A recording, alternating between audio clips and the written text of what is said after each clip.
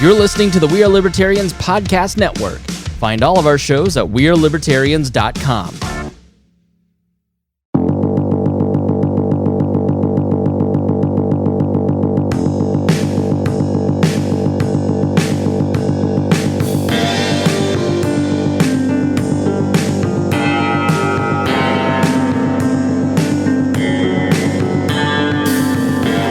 Achieve the dangerous freedom you dream of in your lifetime.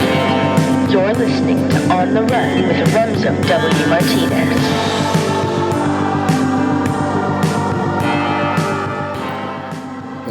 Hello, welcome back to On the Run. I'm your humble host as always, Remso W. Martinez, recording to you from my master bedroom. I had a fantastic weekend just spending time with my wife. What we wanted to do really was, and no weird stuff is going on. In fact, I'm here by myself because my wife is out, actually passed out on the couch, and I didn't want to move her away from my regular equipment because we had an awesome weekend. We've been running a lot of errands on the weekends, and that has really killed a lot of our, time in which we could be resting, doing other stuff, appreciating each other's time more other than just running errands, grabbing groceries and that type of stuff. Not that that's not fun. I like to grab the groceries with her on the weekends or, like after work or something because I enjoy getting to spend that time with her. While that is quality time, it's also kind of working. So we really want to just chill. So yesterday we slept in, we went thrifting, and some of you might not know this about me. I like antique shopping. I like thrifting, and some of the most random stuff you find in thrift stores. I almost call it a gas stop or something. Anyway, we found a giant thrift store. I can't say it. It's like sweatshop, thrift store. We found a really awesome thrift store that has like designer clothes and other stuff. It's the biggest I've ever seen. And one of the random things we saw in there was a coffin. I'll post it to the OTR Instagram. Follow me there if you haven't already. That's OTR_Remso, R-E-M-S-O. And I'll post it there because I've caught some pretty weird things, weird thrift store finds in the past, but I have never once found a coffin lightly used as they tried to sell it to me. After that, we did a little bit of geocaching. For those of you who don't know what geocaching is, it's become really popular the last few years. Especially, basically, you join this app and this site where you're given coordinates on a map, and you have to go ahead and find something. And sometimes it's a little box, sometimes it's a hidden contraption, and you find it. And you can find these things anywhere, in parks, on the side of roads, buildings, schools, whatever. And you basically grab it, and inside you might find something, like, a marble or a pen or something. And you take something out, you put something in, and then you log your name in the little card that's inside, or a little sheet of paper, and then you log it in the website. And it's something my wife has loved for years. Ever since we started dating, she loved geocaching. And this past summer, between Maryland, Virginia, Ohio, Indiana, Illinois, Michigan, and Wisconsin, she has gotten a ton of stuff on her geocaching map. So we went ahead and did a little bit of geocaching on Saturday, and today we had a good friend of mine from Virginia come up, and we hung out in Milwaukee for a little bit, got some German food, went over, got some good beer, just a good time. So I didn't plan a time to record, and I'm doing this a little bit late, and when we got back, he hit the road, and we just kind of watched TV, and then she passed out, and I didn't want to move her, so I'm just I'm enjoying things, and for the first time in a while, like I'm doing this on a Sunday night, like I like the job I have. I'm looking forward to another work week. I'm looking forward to getting to do more things, and I have that work-life balance that a lot of people really strive for because I was able to match my passions with my talents and try and find a good workplace, which I eventually ended up at. And I'm working remote. I get to spend time with my wife.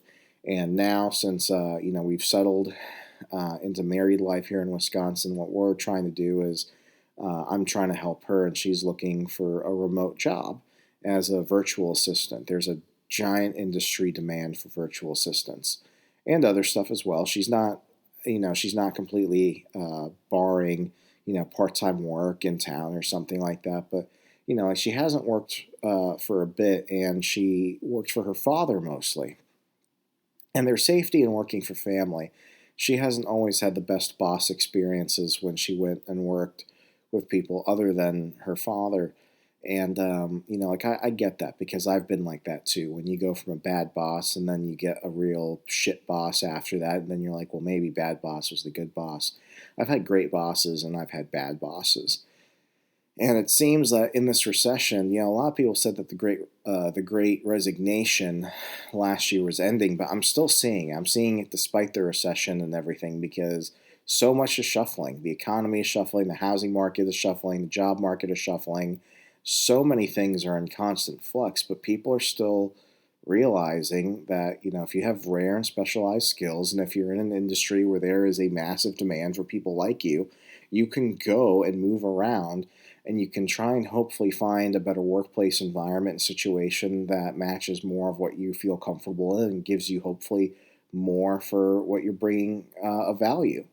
So I found this article from, I think it's a CNBC article. Yeah, it's a CNBC article in their Make It section. I know some of you are thinking, CNBC, but this is a good area. This is where they talk about money. They have the Millennial Money series that some of you might have seen Graham Stephan on YouTube do video reactions to. I got my wife last weekend to watch a whole bunch of those videos where you have these millennials making a certain amount of money in major cities, and they give a breakdown of their monthly budget and stuff. Fascinating stuff. But this article is something I wanted to go ahead and read to you. Again, I give my thoughts on as we kind of cut through it. So I'm going to go ahead and read the article, and I'll stop here and there in between to kind of give my thoughts. Because if you know anything about me, if you've listened to a couple episodes in the past, you might know that I have had many jobs, many great jobs, many shit jobs, many great bosses, many shit bosses. And so hopefully I can just give you a piece of my mind as you go ahead and also hear what this author has to say. And I'll make it easy for you. If you want to go back and read it later, you can go ahead and find the link to this article in the show notes. Let me clear my throat and let's go. 50% of people have quit because of a bad manager. Here are the 10 here are the 10, I can't read sometimes, I'm sorry. Here are the 10 boss behaviors.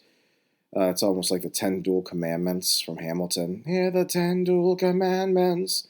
Here are the 10 boss behaviors workers hate most. And keep a tally of maybe some of the ones that you can't stand and some of the ones that you hate, and see whether your current boss is a bad boss. And this article was published a couple of years ago, too. I'm looking at this, March 2019. I still see people share this. I saw people share this months ago, and somehow it ended up on my feed recently, and I knew I wanted to discuss this. And this was written by Carrie Ann Ronzulli at CNBC. It's a common adage that people leave managers, not companies.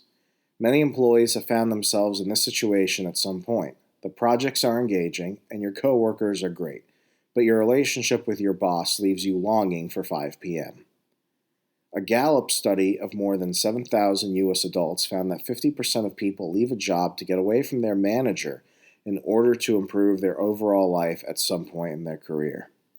The same study found that for most workers, managers fall somewhat short when it comes to developing their employees' strengths, providing consistent feedback, and establishing clear performance goals. But workers often deal with far more toxic behavior from their bosses than those 3 issues, and when that happens, it sends them running to job sites immediately. So what manager behaviors provoke the ire of employees most? The cardinal sin, according to their subordinates, is playing favorites. That's right. That's according to a survey of more than 800 employees conducted by Signs.com, a company which customized signage and presentation materials. 82% of men deemed this habit unacceptable, while women took greater offense, with 92% calling it out, likely because they're far more frequently latent and explicit discrimination at work that keeps them from the outside of such privileged circles. And let's go ahead and look at this chart. Ooh, they go ahead and break it down between men and women. They're looking particularly at women right now, most unacceptable manager behaviors. Let's go ahead and break this down. Playing favorites, 82%. Making informal threats to fire workers, 82%. My last boss tried doing that. Making romantic advances towards employees. I have seen that at places I've interned at in the past. I was actually having a conversation about one of the places where I was an intern about 6 years ago, where a lot of the editors and supervisors were actively putting the moves on younger female interns. Using drugs or alcohol at work. One of my bosses had that at the last place. Using company expense accounts for personal items. Yeah, a few bosses ago. Yeah, that happened. Mentioning poor performance to coworkers. I've seen that before. Taking credit for other employees' work. Hell to the yes, I've seen that. Tardiness. As much as you probably associate that, I've never actually seen that, but it doesn't surprise me that other people have. Canceling a meeting 5 minutes before starting, especially if I ever had to bring a client in or somebody new, and the other person cancels and they leave me with nothing, and then they're like, "Oh, why didn't you keep the meeting going?" And it's like, because you had all the notes, fucker. Yeah, no, and there's just women answering this, so it's I'm surprised making romantic advances towards employees wasn't number 2, but making informal threats to fire workers. Usually people think that might just happen in movies, but I've seen that far more often than I like to say. When you hear about coworkers dealing with that, it's just especially the coworkers you like and coworkers you trust. That's just never a good thing. Continuing, workers were also keen to leave bullying in the schoolyard. Bosses who made informal threats to fire employees were deemed just as bad as those who selected favorites by men, with 82% saying that this habit was unacceptable. Slightly more women, 84%, agreed. Bosses who abused their position to gain monetary or sexual rewards are also deeply disliked.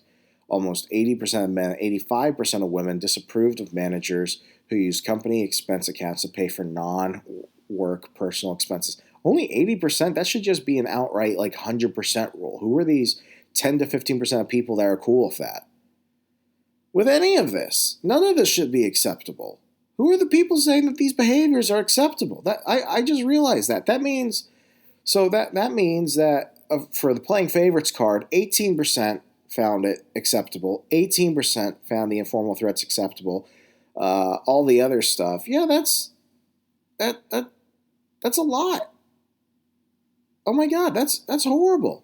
Who are these people? Who are they? Continuing, more than 80% of men and women felt any romantic advances as a sign made toward colleagues was unacceptable. Only 80%? This should be wrong. This should be 100% wrong. You don't do that to your coworkers. You don't do that to subordinates.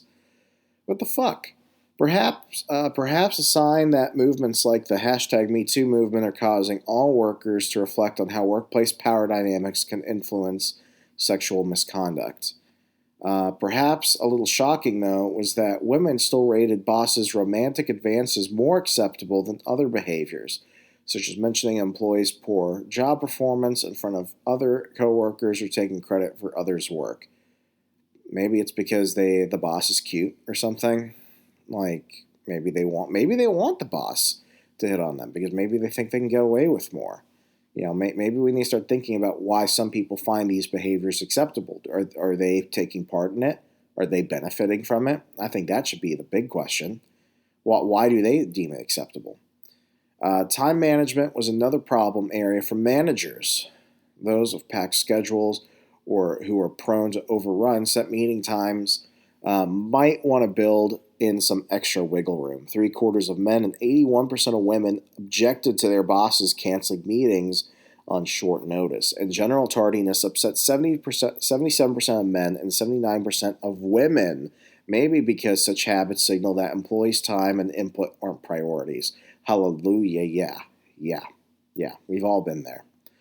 Slightly less offensive behaviors concern choices typically made by managers outside office hours. Last place, as soon as that started happening, I immediately knew that this was only going to grow more. Slightly less offensive behaviors concern choices typically made by managers outside of office hours, such as their general hygiene and alcohol usage. I want to comment on the outside hours thing because I think it's, especially in America, and I say America because when I speak with people in Europe, Asia, even Canada, let's put it that way, when I talk to people outside of the United States, they're actually fascinated by this, by people that work before the workday starts and people that work after 5 p.m. is hit. I made it very clear when I was working at Parlor, specifically, that I knew I was going to end up working more than 40 hours a week. I was a junior executive at that company. I had to. But it got to the point where my bosses treated me like I was on the clock 24/7. I was getting calls at 4 or 5 a.m. in the morning, 3 a.m. emails. I would be out at dinner, like around 7, 8 p.m. and I'm getting calls and messages from my boss, and that everyone is expected to be on call all the time. I don't, in the 3.5 months I worked for that company, I had no days off. No days off. I worked Christmas. I worked Thanksgiving. I worked, well, actually, no, I take it back. I wasn't even there for Christmas. I left at that point. So, shit, yeah, no. Yeah, I was unemployed on Christmas 2020. That was a sucky Christmas. But, at one point I tried taking a sick day, and I couldn't even get a full sick day. I had to work. It was horrible. On National Guard duty weekends in 2020, when I was working there, I was still expected to respond to things. It was horrible. Horrible. And they did it intentionally because they didn't respect me. And I promised myself after that would never happen. That's why, at the last place I worked, when it got to the point where they started bleeding my office time after hours, and then it bled into weekends abruptly, that was a big red flag that it's time to start looking for work, because bosses, once they learn that they could take more of your time, they never give it back. Your time just becomes theirs, and they continue to take and take and take and take. I want to find something real fast. Let's go to the good old Google machine. Give me a moment. Yeah, that's right. A real podcaster would have had this stuff prepped. I'm an amateur. I'm just figuring this out on the spot. Bad boss behaviors. Let's see. This is a Forbes article. I want to look at this. I want to dive deeper. This is from Forbes, and this was actually published 4 years ago. But if it's good, the stuff will still stand. We'll have to make an assessment. 12 traits bad bosses have in common. This is what I really want to see. Same rules as last time. I'll read and give my thoughts, and I'll include this in the show notes. Okay. It's often said that people quit bosses, not jobs. A bad boss can make a good job miserable and a bad job unbearable. Beyond the negative impact on individual employees, ineffective managers can also cost companies tons of money in turnover and lost productivity.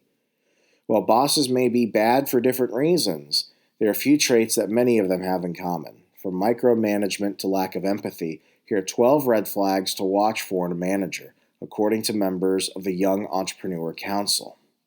1. Micromanagement. Micromanagement may be effective sometimes, but what if the micromanagement exists across all functions of a business? Though leaders have what it takes to run a business, hiring people that are great for what they do speeds up business growth. For example, they should have the freedom to plan and execute their own based on objectives set by the bosses. Micromanaging not only limits an employee's ability to deliver success, but also causes the boss to stretch themselves too thin and not lead the company well. Micromanagement leads to distrust and only serves to a slow business down long term, so it's best to avoid it. 2. One-size-fits-all approach to management. There is no objectively bad style of managing. The job of a manager is to make sure that a team is aligned on its mission and has the support and resources it needs to achieve the mission, but every employee is different. So the only way to accomplish that is to tailor your messaging, coaching, and communication to best fit that individual. Bad bosses don't show an appetite to learn, and instead offer a one-size-fits-all approach.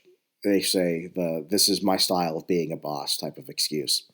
They are impatient when an employee doesn't, quote, get it, and they don't invest the time in learning the right way to manage each individual. 3, doesn't lead by example. I think we can all think of some examples, if not already, from the last 2.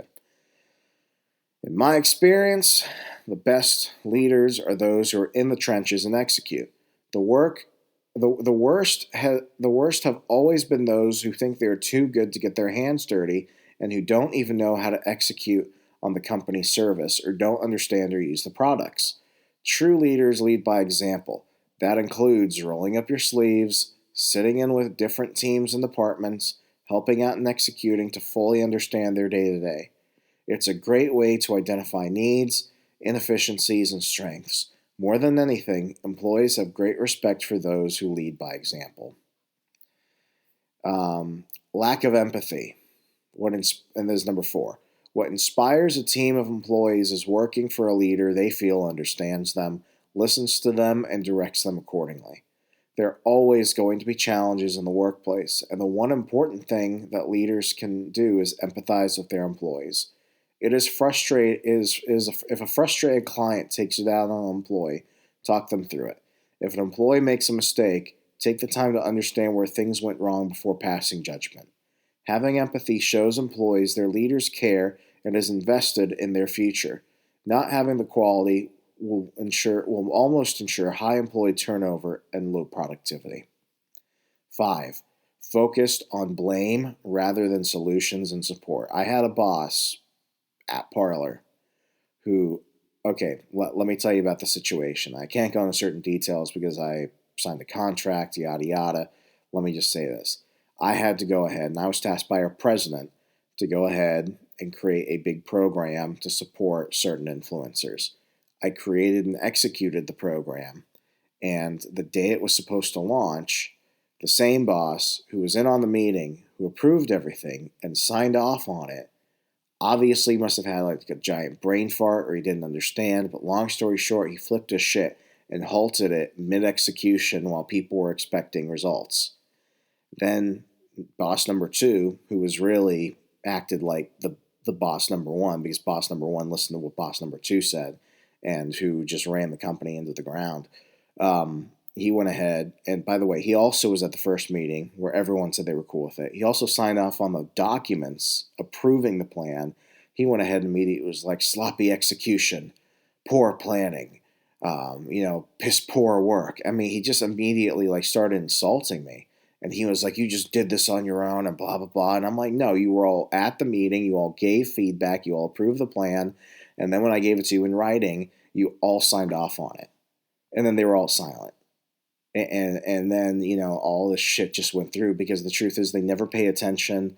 And I think boss number 2 wanted to see me fail. I think boss number 2 did something to intentionally set me up for failure. But that's neither here nor there. Those people exist, and they're in this world, and they breathe the same air as us, and they shit in the same places. It's terrifying to think of. But yeah, when I think of focusing blame on others rather than solutions and support, that motherfucker is the first person I think of. My own pet peeves, I'm continuing. My own pet peeves about bad bosses are hypocrisy and lack of consistency. However, not supporting your team is the number one biggest mistake of all. Everyone makes mistakes. Good leaders minimize the damage by looking for solutions. More training, changing jobs, changing strategies or goals, etc. Good leaders do not pounce on the mistakes as a way to prop up their position, casting blame so they can deflect any blame that comes their way. A worker blames the machinery, the supervisor blames the worker, the manager blames the supervisor, the head of the company blames the manager. Somewhere along this chain of denial, what's wrong with the saying, let's focus on solutions so it doesn't happen again? Cannot agree with that more. Completely agree. 6. Uses their team as pawns for their own success. The trait common to all bad bosses I come across is the belief that their team exists only to facilitate their own advancement. Mistakes are only mistakes if they make the boss look bad. Actions are only praise if they make the boss look good. The quality of the work and the morale of the team are largely irrelevant. Good managers, though, are the opposite. They get out of their way to make sure the team looks good. They see it as their job to help the team to do great work, and they do that by letting each member fulfill their potential. This type of management has the best outcomes over the long term. You can gauge the health of a company by observing which type of boss flourishes. The bad bosses can make their way up the hierarchy. You might want to consider working elsewhere if that happens. Yeah, if the bad guys are moving up, you know that there's something just poisonous in the whole situation. Number 7, lack of focus. I've worked a lot of jobs in the industry with a lot of bosses who were both good and bad.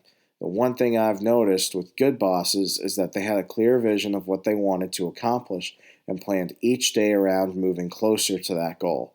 Whether this goal was moving units, improving customer satisfaction, or designing new products, the common thread was focus. On the other hand, bad bosses tended to be inconsistent with their goals. They would often change strategies or priorities each week. I remember one boss who would shake things up multiple times a day. Bosses like these can be nice, intelligent, creative, or experienced, but their lack of focus is what ultimately makes them bad at their jobs. 8.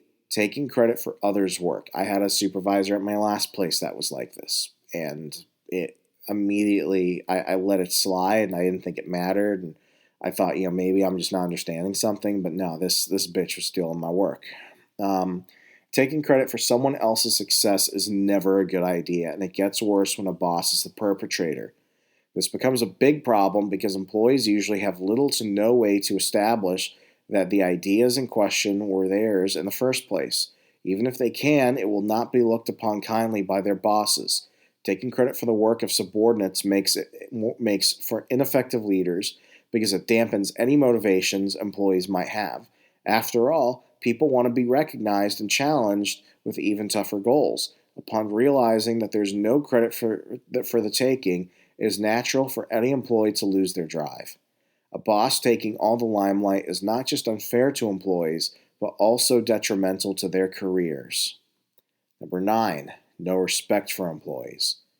Big one. We can all think of examples of this. Everyone, if you haven't been living under a rock, has experienced this. Number 9, no respect for employees. Ineffective leaders typically don't have mutual respect with their employees. A leader needs to do the work, listen to their employees, learn constantly, and have respect for the employees they manage. Without these 4 elements, employees will have a difficult time giving their manager respect, and the potential for a great relationship is instantly ruined. Employees want to feel that their opinions matter and that their leaders value their input. It doesn't make any sense to hire someone unless they will add to your business. Make them feel that every day giving them responsibility and respecting them enough to step back and do what you hired them to do. And when they feel respected, they will respect you in return. Number 10, little to no self-awareness. I feel like this person, I may have worked with the same person before, or same people. Leaders who lack self-awareness are chronically bad bosses. For a founder to gain and retain respect, they must do the same heavy lifting as the rest of their staff and be aware of their own actions and repercussions in the climate of a corporate culture. Office culture and work ethics will be determined by the founder's behavior and communication. If a founder plays an armchair role in dictating and criticizing work that they have not attempted themselves, the effects are corrosive to the core values of the company or service. Practicing self-awareness increases the likelihood of picking up on potential weaknesses in your business model and personnel. This practice and effort to be self-aware grows your business and helps you align with your workforce. Number 11, a sense of entitlement rather than a sense of duty. An organization works better when its members work together. Among a company's leaders, the good ones serve their subordinates and help them toward their goals. Both the business's targets and every individual's personal aspirations, great leaders can influence the latter to be in line with company interests. A bad boss expects to be served, and then they have a vision that they share with their staff rather than their own companies. That kind of leadership often results in a toxic work environment, which typically stifles a business's growth. People naturally imitate the ones they look up to. Bad work ethics from terrible bosses often get subconsciously mimicked by those beneath them in the org chart, whereas great leaders inspire their colleagues to become better employees and better people. And then number 12, the final one, expects all employees to be like them. Boss at Parlor called me at 11:30 one time, and he knew that I was on the East Coast and I was working Pacific time hours. So even though it was around, let's say 8 or 9 p.m. at the time, he called me knowing that I was 3 hours ahead and I was sleeping. And it was like on a Thursday night. And he calls me and he expects to have a full work conversation. And, he called me in bed. I turn around, I see him. I'm thinking, oh, my boss is calling me at midnight. This must be something bad. So I pick up the phone and I pick it up and he's like, Remso, blah, blah, blah, blah, blah. I'm like, yeah, like I'm waking up. He's like, wait, are you awake? I'm like, I was sleeping. And I thought this was a joke at first, but then I realized he was serious. Man, I don't sleep till like 1, 2 a.m. I work all night until I go to sleep. Man, you gotta, you gotta hustle. Like you gotta work, man. Like you can't sleep like this. Like, I never do that. And I'm like, oh, well, I was just like, I'm like, how do I respond to that? Like you're telling me it's midnight and like a normal fucking person wouldn't be asleep at this time and I'm not working hard enough. Like I work for you 10 hours a day, man. Like this is ridiculous. And this weekend I'll probably end up putting in another 5-6 hours of work. Like what the fuck? And after that I realized that with this dude, shit was not going to work out. The bad bosses look for the qualities that made them successful and measure employees by the same criteria. Bad bosses also try and mold others into what the boss believes their employees should be. This is ineffective because you can't change people. Good bosses identify people's strengths and put them in a position to use those strengths. Great bosses also have empathy and emotional intelligence about what people care about. Instead of projecting what they care about onto their employees, a great boss wants to elevate their employees to achieve their maximum potential while respecting what they care about. Well, this was surely interesting, and it got me thinking about stuff. And I think I'm at the point now where I really do understand what I've wanted in my life, what I expect in people, what people should expect in me. And, I hope that if you're in a situation where you identified one or more of these features, you either change it if you can or you look for other places because you're a phenomenal individual regardless of where you are or what you do. You deserve respect. You do good work. You want to grow more in your personal and professional development, and you need people to get there. And if you're afraid those good bosses aren't out there, I promise you they are. If you're afraid those opportunities aren't out there, I promise you they are. Hope it got you thinking, and hope maybe if you need a sign that you need to reevaluate your workplace, this was it. So as always, thanks again for tuning in. If you got value out of this, please give a little bit of value back, a 5-star rating and review on Apple Podcasts, Google, Stitcher Play, wherever you're listening to the show across Al Gore's amazing internet. Helps us get more conversations like these out there to help people find that dangerous freedom they want in their life and their lifetime. I'm W. Martinez. Be good, be safe, goodbye.